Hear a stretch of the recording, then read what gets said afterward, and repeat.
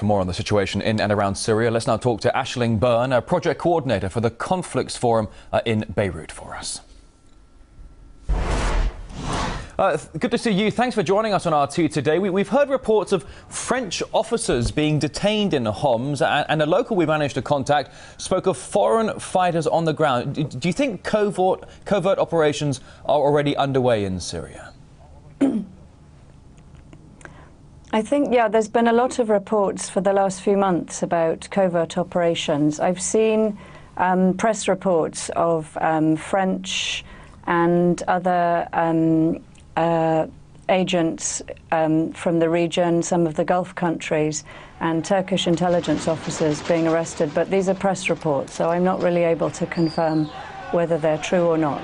All right, let's talk about the move and the motion here for peace talks in the battle-stricken area. The UN Arab League envoy to Syria, Kofi Annan, he's calling for dialogue, and the voices against escalating violence are now growing louder, as we can see in recent reports. Do you think the defeat of rebels in Homs has discouraged the hawkish opposition supporters abroad? I think so. I think there's growing recognition that some of the Takfiri, the fundamentalist Islamist groups, who probably make up about 30% of the armed insurgents, that they've been, they're guilty of as much sort of brutality and terrible actions as some of the accusations against the Syrian army.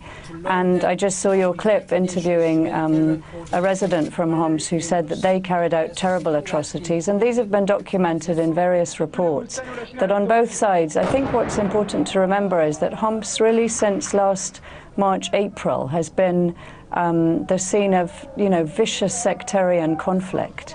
And a leading newspaper, Al Akhbar, last April wrote an article, and they wrote that there was a killing of a Syrian senior military officer with his children and his nephew.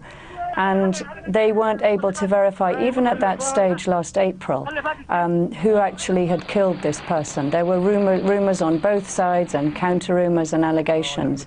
And it shows that it's very difficult to know what's happening in a war situation like that, of essentially that's guerrilla warfare. It's very difficult to know. And the mainstream media, of course, presents this as a very one-sided attack of Assad's security forces on innocent civilians. I think probably in wake of the two car bombings, first in Damascus and then in Aleppo, there's much more recognition that, there are some of the Islamist fundamentalist forces, particularly the Takfiris, for who this is not a fight for democracy or greater political and civil rights in Syria. This is a fight to establish a fundamentalist, hardline Sunni regime. Well, as you talk about the ongoing fight here, and I'm sorry to interrupt you, I do apologise, but you talk about the difficulty of confirming the conflicting reports that are coming out of Syria. Moments ago you mentioned the embattled President Assad. I want to draw our attention to him now, because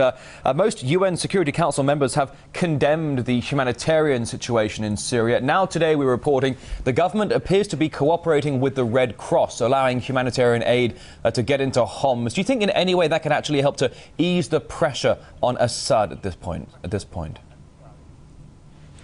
I think so, but I think, again, we need to be careful of some of the mainstream media coverage. In fact, the ICRC and its local, the Syrian Red Crescent, have been distributing humanitarian aid, medical supplies, water for some days in Hama and Homs.